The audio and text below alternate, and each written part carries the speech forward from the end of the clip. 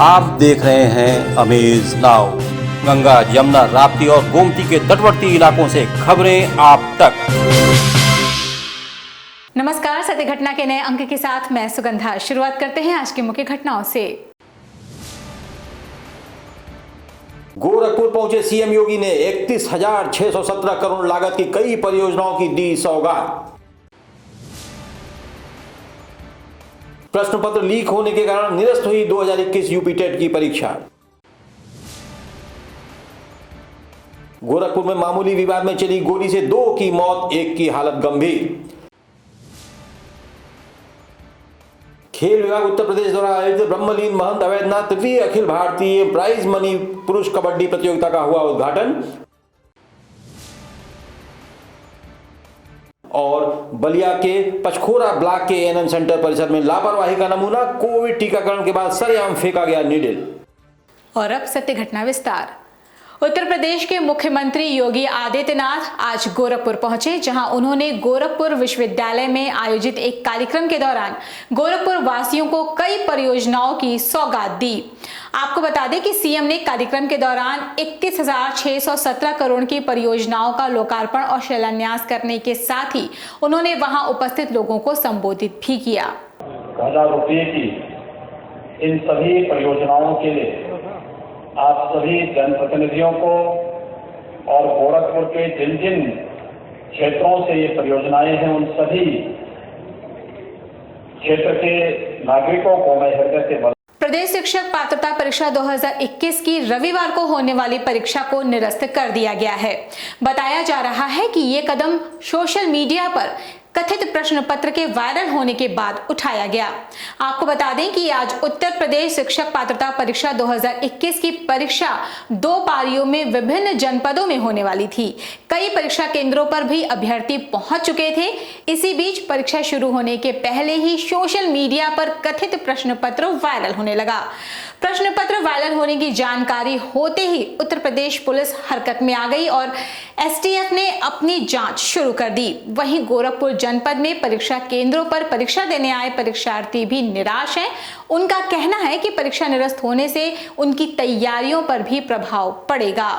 पता चला कि हम लोग क्लास में आए थे, पेपर दे रहे थे और पेपर देने से पहले की जो सील होती है वो सारे पेपर खुलकर पहले से रखी गई थी उसमें। हाँ, पैकिंग जो थी पहले से खुल कर रखा गया था।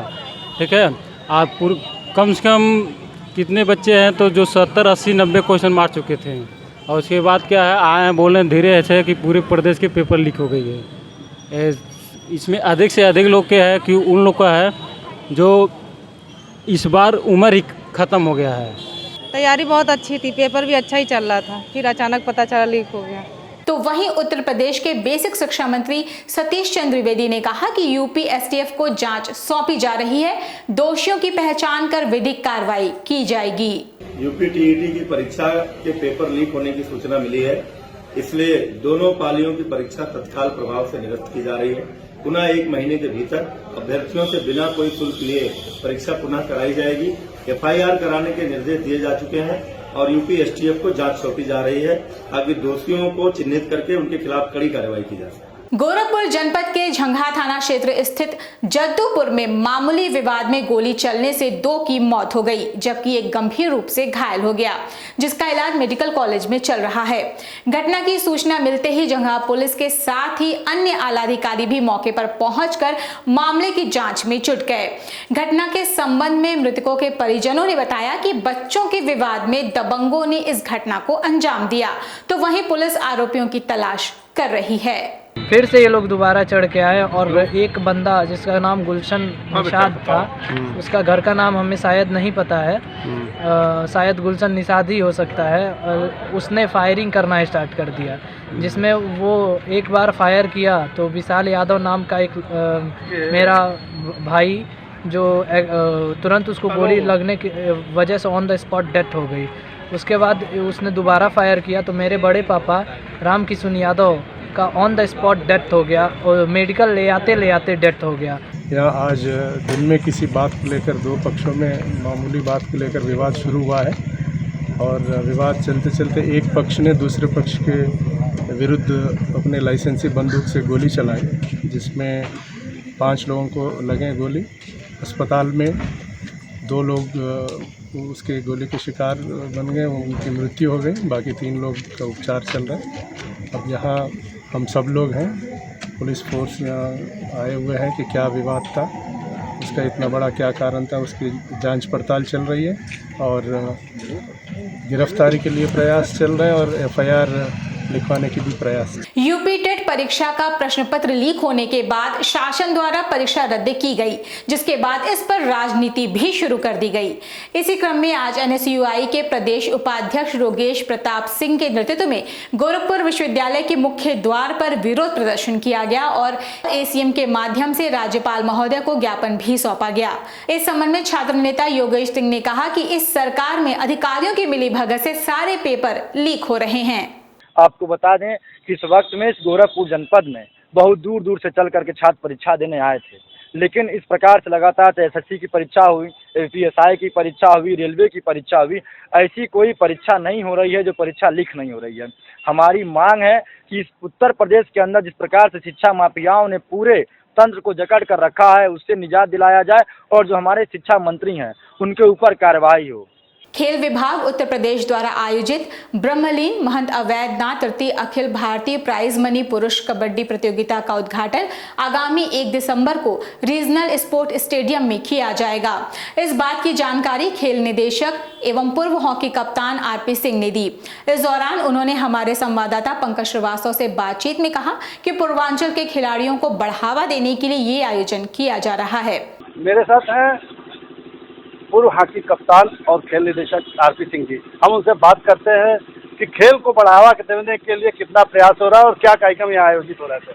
देखिए, मुझे बताते हुए बहुत हर्ष का विषय है कि ब्रह्मलीन परम पूज्य अवैधनाथ जी महाराज जी के नाम से अखिल भारतीय कबड्डी प्रतियोगिता का आयोजन 1 दिसंबर से 4 दिसंबर तक होने जा रहा है, जिसमें हमारे देश की सर्वश्रेष्ठ 12 टीमें भाग ले रही हैं और इसमें जो विजेता टीम होगी उसको 2 लाख रुपए, उप विजेता टीम को 1 लाख रुपए और जो 3 और 4 जो सेमीफाइनलिस्ट टीमें होती हैं, जो लूजर होती हैं, उनको जो है 50,000, दोनों टीमों को 50-50 हज़ार की व्यवस्था की गई है, जिसका कि समापन माननीय मुख्यमंत्री जी के द्वारा नगद पुरस्कार से खिलाड़ियों को सम्मानित किया जाएगा और इसका उद्घाटन जो है 1 तारीख को प्रदेश के खेल युवा कल्याण मंत्री श्री उपेंद्र तिवारी जी के द्वारा किया जाएगा। मुझे बताते हुए बहुत हर्ष है कि गोरखपुर में बहुत बड़ी ये प्रतियोगिता का आयोजन हो रहा है, जिसमें कि कई अंतर्राष्ट्रीय और प्रो लीग कबड्डी के खिलाड़ी इसमें प्रतिभाग कर रहे हैं। जो भी हमारे खेल प्रेमी हैं, कबड्डी के जो प्रेमी हैं, वो यहाँ रीजनल स्टेडियम में आए और मैं आपके माध्यम से, आपके चैनल के माध्यम से यही कहूँगा कि ज़्यादा से ज़्यादा दर्शक आएँ और इस खेल प्रतियोगिता का आनंद लें और यहाँ पे खेल का एक माहौल और अच्छा बने, यही ऐसा मैं कामना करता हूँ और इसी उद्देश्य से खेल विभाग ये बहुत बड़ी प्रतियोगिता का आयोजन करने जा रहा है। पूर्वांचल में खेल प्रतिभाओं की कमी नहीं है, पूर्वांचल में भी बड़े बड़े खिलाड़ी हैं, उनके लिए आपका प्रयास? देखिए, पूर्वांचल हमेशा अलग अलग खेलों में ऊंचाइयां हासिल करता रहा है। यहाँ पे हॉकी के, खास तौर से रेसलिंग के, बास्केटबॉल के, कई एथलेटिक्स के बहुत बड़े बड़े खिलाड़ी हुए हैं। उसी क्रम में इस प्रतियोगिता का आयोजन किया जा रहा है। चूँकि हम लोग 31 खेलों का प्रशिक्षण शिविर चलाते हैं, कुछ खेलों के हम ऑल इंडिया प्रतियोगिता कराते हैं, उसमें एक गोरखपुर में और खास तौर से कबड्डी की प्रतियोगिता का आयोजन खेल विभाग कर रहा है। तो ये बहुत खुशी की बात है और एक माहौल बनेगा पूर्वांचल में, उसी उद्देश्य से इस प्रतियोगिता का आयोजन हो रहा है। तो ये थे आरपी सिंह जी, जिनका साफ कहना है कि पूर्वांचल की खेल प्रतिभाओं को आगे लाने के लिए कोई कोर कसर नहीं छोड़ी जाएगी। पंकज श्रीवास्तव, सहयोगी मैं के साथ हमें वक्त हो चला है छोटे से ब्रेक का, कहीं जाइएगा नहीं, शेष खबरें ब्रेक के बाद। वेलकम टू जया शक्ति इंफ्राकॉन LLP। 5 अलग अलग साइट्स चल रहे हैं गोरखपुर और बस्ती जनपद में। हर प्रोजेक्ट पर पाएं कम दाम में प्लॉट या बनवाएं अपने सपनों का आशियाना। Ayush Golf City, Sunauli Road, Gorakhpur.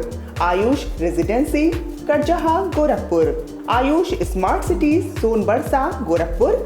Ayush Global City, Marapar, Gorakhpur. Ayush Green City, Parsa Jafar, Basti. हर प्लॉट की रजिस्ट्री पर मिलेगा सोने का एक सिक्का। नमस्कार, हम जया शक्ति इंफ्राकॉन से, हमारा प्रयास है कि हर आय वर्ग को आवास उपलब्ध कराया जाए। आयुष सिटी का सपना, सबके पास हो घर अपना। ब्रेक के बाद आपका स्वागत है। चलते हैं शेष खबरों की ओर। अखिल भारतीय विद्यार्थी परिषद गोरक्ष प्रांत द्वारा गोरखपुर विश्वविद्यालय के संवाद भवन में पूर्व कार्यकर्ता स्नेह मिलन कार्यक्रम का आयोजन किया गया। कार्यक्रम में मुख्य अतिथि के रूप में एबीवीपी के पूर्व राष्ट्रीय सह संगठन मंत्री एवं वर्तमान बीजेपी उत्तर प्रदेश के संगठन महामंत्री सुनील बंसल मौजूद रहे। कार्यक्रम के दौरान एबीवीपी के सदस्यों को संगठन से अधिक युवाओं को जोड़ने सहित अन्य बिंदुओं पर चर्चा की गई। इस संबंध में कार्यक्रम संयोजक नीतीश कुमार ने कहा कि ये कार्यक्रम संगठन को और मजबूत करेगा।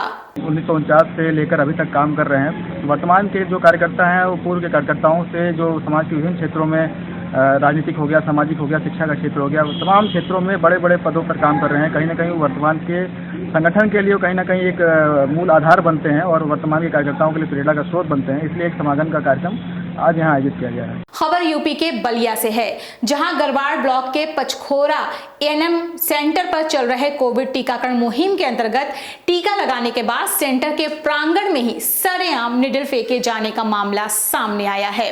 जरा गौर से देखिए इन तस्वीरों को, देखिए कि किस प्रकार पूरी लापरवाही के साथ एएनएम सेंटर के प्रांगण में निडल फेंकी गई, जिसे यहाँ कोई दूसरी जगह हटाने वाला भी मौजूद नहीं है।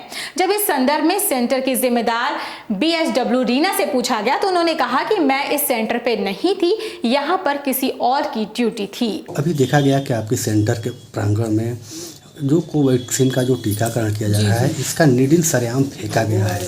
ये कैसा नीडल है, किस तरह का नीडल है? ये नीडल के बारे में तो हम कह नहीं सकते भाई साहब, क्योंकि कल मेरी ड्यूटी नहीं थी, किसी और की ड्यूटी थी। अब वो पता नहीं नीडल कैसे, नहीं तो मैं तो ड्यूटी करती हूँ तो मैं हाफ कटर अपने पास रखती हूँ। ठीक है, लेकिन जो नीडल फेंका गया है ये किस तरह का नीडल है, कैसा नीडल है? वो लगा हुआ है मरीज को लगा हुआ है। 2022 यूपी विधानसभा चुनाव से पहले प्रदेश में सियासी सरगर्मियां तेज हो गई हैं। मतदाताओं को लुभाने के लिए राजनीतिक दलों के स्टार प्रचारक लगातार रैलियों और जनसभाओं को संबोधित कर रहे हैं। इसी क्रम में बस्ती पहुंचे अपना दल एस की राष्ट्रीय अध्यक्ष एवं केंद्रीय मंत्री अनुप्रिया पटेल ने कहा कि उत्तर प्रदेश की जनता ने अपना दल व बीजेपी के संगठन को दिल से स्वीकार किया है। ये चौथा चुनाव है जिसको हम साथ मिलकर लड़ने जा रहे हैं। आपको बता दें कि अपना दल एस के राष्ट्रीय अध्यक्ष अनुप्रिया पटेल ने बस्ती के रुधौली विधानसभा के विष्णुपुरवा में विजय संकल्प रैली को संबोधित करने पहुंची थी। अपना दल का गठबंधन पिछले 3 चुनाव से है। हम पहला हमारा 17 का विधानसभा चुनाव और 2014 और 19 का लोकसभा चुनाव साथ में मिलकर लड़ चुके हैं और बहुत ही सकारात्मक परिणाम भी देखने को मिले हैं। उत्तर प्रदेश की जनता ने अपना दल और भारतीय जनता पार्टी के गठबंधन को दिल से स्वीकार भी किया है। ये चौथा चुनाव है जो हम साथ में मिलकर लड़ने जा रहे हैं। गोरखपुर जनपद के खरनी थाना क्षेत्र हल्का नंबर 1 में होमगार्ड की लड़की की शादी में स्थानीय मनबड़ युवकों द्वारा उत्पात मचाने का मामला सामने आया है। मामला खरनी थाना क्षेत्र के कटघर चौराहे का है, जहां बीते 26 नवंबर की रात होमगार्ड राजेंद्र सिंह की पुत्री की शादी का कार्यक्रम चल रहा था कि उसी बीच कटघर निवासी अजय पासवान अपने कुछ सहयोगी मित्रों को लेकर वैवाहिक कार्यक्रम में पहुंच गया और उत्पात मचाने लगा। इस दौरान जो भी इन मनबड़ों को रोकने की कोशिश किया, उन पर मनबड़ युवकों ने हमला कर घायल कर दिया। पीड़ित पक्ष की तरफ से तहरीर मिलने के बाद पुलिस मामले को लेकर धरपकड़ में लगी हुई है। ये दबंग जो है कटघर तिराहे के हैं, जो है कटघर चौराहे के बगल में अर्जुन पासवान का लड़का है और टीम गठित करके जो है और हमारे रिश्तेदार को आज सुबह फिर 10:30 बजे मार दिया। जो है एक लड़का था 15-16 साल का, उसको मार दिया है। जो है कितनी बार चढ़ाई कर चुकी है आपके घर में? हमारे घर पर 3 बार चढ़ाई कर चुके जो है। गोरखपुर महानगर इन दिनों सड़क जाम की समस्या से बुरी तरह से जूझ रहा है, लेकिन इसमें सिर्फ आड़ी तिरछी गाड़ियों के स्वामी ही जिम्मेदार नहीं हैं, बल्कि यातायात संचालन में जो भी बाधा आ रही है उसके लिए अतिक्रमणकारी भी खासा जिम्मेदार हैं। ऐसा ही एक मामला रेलवे रोडवेज बस स्टेशन के सामने सड़क किनारे बने एक छोटे से मंदिर का भी है, जिसे अतिक्रमणकारियों ने व्यवसायिक का अड्डा बनाया हुआ है और वहीं से गुटखा तंबाकू बेचा करते हैं। आलम यह है कि मंदिर परिसर में बने शिवलिंग और हनुमान जी की प्रतिमा को बेचे जाने वाले गुटकों से पूरी तरह से ढक दिया गया था, जिस पर कुछ दिन पहले ही नगर निगम के अधिकारियों की निगाह पड़ी और आज एक दस्ता रेलवे रोडवेज बस स्टेशन के सामने जा पहुंचा और अतिक्रमण को हटाया गया। अतिक्रमण करने वाले एक साधु ने बताया कि 40 साल पहले वह रोडवेज की एक छोटी सी नौकरी करता था और बाद में उसने इसी जगह पर अपने जीवन यापन का साधन बना लिया। नहीं साहब, जैसे हमारे पेट के लिए कुछ चाहिए नहीं चाहिए साहब, बेचेंगे मंदिर मूर्ति को करके नहीं, आज से हम गुटखा नहीं बेचेंगे साहब। प्रवर्तन दल के नायक कर्नल सीपी सिंह ने बताया कि अतिक्रमणकारियों को हटाया जाएगा, सड़क जाम समस्या को भी दूर किया जाएगा। लास्ट वार्निंग देके जा रहा हूँ मगध जी को, अगर दोबारा हुआ तो मैं इनके साथ फिर कानूनी कार्रवाई करूंगा, जो हम लोग जो विधि में है उसके हिसाब से। हमारे साथ नगर स्वास्थ्य अधिकारी हैं डॉक्टर मुकेश दस्तगी हैं, हमारी ईटीएफ की पूरी टीम, हमारे स्क्वाड कमांडर्स हैं और हमारी टीम लीडर्स हैं, और तमाम पब्लिक देख रही। जिस पब्लिक ने भी देखा उसको भी यही बुरा लगा कि जो शंकर जी का मंदिर जो शिवलिंग है उस पे तो आदमी दूध चढ़ाता, जल चढ़ाता, ना कि उसके पानी की बोतल और गुटखा रखे। बहुत गलत चीज है। दिल्ली स्थित गाजीपुर बॉर्डर पर किसानों का विरोध प्रदर्शन साल भर चलता रहा, जिसे देखते हुए प्रधानमंत्री नरेंद्र मोदी ने तो तीनों बिलों को वापस लेने की घोषणा कर रखी है, लेकिन भारतीय जनता पार्टी के सदस्य अभी भी उन तीनों बिलों को किसानों का हितकर बता रहे हैं। और इसी के मद्देनजर पूरे भारत में आज बीजेपी समर्थित किसान ट्रैक्टर रैली का आयोजन भी किया गया। गोरखपुर में जिला पंचायत अध्यक्ष साधना सिंह के नेतृत्व में सैकड़ों भाजपा कार्यकर्ता और किसानों ने रविवार को तारामंडल से चंपा देवी पार्क के लिए ट्रैक्टर रैली निकाली। ट्रैक्टर रैली में कई विधायक, सांसद और मंत्री भी शामिल रहे। ट्रैक्टर रैली चंपा देवी पार्क से निकलकर मेडिकल चौराहा, अमर उजाला तिराहा, भक्त चौराहा होते हुए नौकायन सर्किट हाउस और फिर वापस चंपा देवी पार्क पहुंचकर रैली का समापन कर दिया गया। राज्यसभा सदस्य जयप्रकाश निषाद ने मीडिया से बातचीत करते हुए बताया कि देश के सभी किसान एकमत हैं और सभी की प्रधानमंत्री में आस्था है। एक किसान रैली निकाल करके किसानों के हित में एक संदेश देने का काम, हम लोग किसानों के विरोध में कभी नहीं रहे। भारतीय जनता पार्टी उनके हर मुश्किलों के सामना करने के लिए कदम से कदम मिला करके हमेशा इस देश की नरेंद्र मोदी की सरकार, उत्तर प्रदेश की परम पूज्य योगी जी की सरकार किसानों के हित का काम निरंतर कर रही है। ट्रैक्टर रैली के द्वारा और सारी चीज़ों के द्वारा हम प्रधानमंत्री जी के उस तीनों बिलों का समर्थन करते थे। उनके द्वारा किसानों के प्रति आंदोलनकारियों के को तमाशा मारा गया, उस बिल को वापस लेकर के उन्होंने एक अच्छा कार्य किया कि मैं विपक्ष को सुनता हूँ, विपक्ष के लोगों की विवाद को लेकर चलना चाहता हूँ। मेरे पास कोई ऐसा आधार नहीं है कि मैं बिना विपक्ष के लिए काम करूँ। सत्य घटना में ये थी अब तक की खबरें। तेज सटीक और ताज़ी घटनाओं को जानने के लिए जुड़े रहें अमेज नाउ के फेसबुक पेज, यूट्यूब चैनल और वेब पोर्टल से। इस अंक में बस इतना ही। अगले अंक में आपसे फिर से होगी मुलाकात। तब तक के लिए हमें इजाजत दीजिए। नमस्कार।